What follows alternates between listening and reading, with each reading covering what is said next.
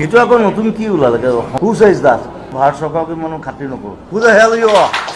আমাৰ prime minister এতিয়ালৈকে English ক'ব নাজানে অসমীয়া ধ্ৰুপদী ভাষাৰ প্ৰতিক্ৰিয়া সন্দৰ্ভত জুবিন গাৰ্গৰ প্ৰতিক্ৰিয়া দেখিবলৈ পোৱা গৈছে কেন্দ্ৰীয় চৰকাৰক জুবিন গাৰ্গৰ কটাক্ষ অসমে কেন্দ্ৰ কৰি দিয়া নাই বুলি মন্তব্য আৰু অসমে চাহ দিছে গড় দিছে তেল দিছে প্ৰধানমন্ত্ৰীয়ে ইংৰাজী ক'ব নাজানে বুলি মন্তব্য কৰে জুবিন গাৰ্গে ভাৰত চৰকাৰে আমাক কি স্বীকৃতি দিব আমি চব দি আছো আমি তেল দি আছো আমি চাহ দি আছো গড় দি আছো ৰাইনো দি আছো জুবিন গাৰ্গ দি আছো হা হু দ্য হেল ইউ আমি জনাইছো যেহেতু অসমীয়া ভাষাক ধ্ৰুপদী ভাষাৰ মৰ্যাদা প্ৰদান কৰা হৈছে আৰু সেই লৈ কণ্ঠশিল্পী জুবিন গাৰ্গৰ প্ৰতিক্ৰিয়া কেন্দ্ৰীয় চৰকাৰক জুবিন গাৰ্গৰ কটাক্ষ আৰু অসমে কেন্দ্ৰ কি দিয়া নাই বুলি প্ৰশ্ন উত্থাপিত কৰিছে এতিয়া শিল্পীগৰাকীয়ে উই আৰ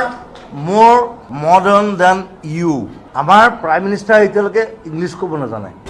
অসমীয়া ভাষাক ধ্ৰুপদী ভাষাৰ স্বীকৃতি সন্দৰ্ভত প্ৰতিক্ৰিয়া ব্যক্ত কৰিছে এতিয়া কণ্ঠশিল্পী জুবিন গাৰ্গে কেন্দ্ৰীয় চৰকাৰক জুবিন গাৰ্গৰ কটাক্ষ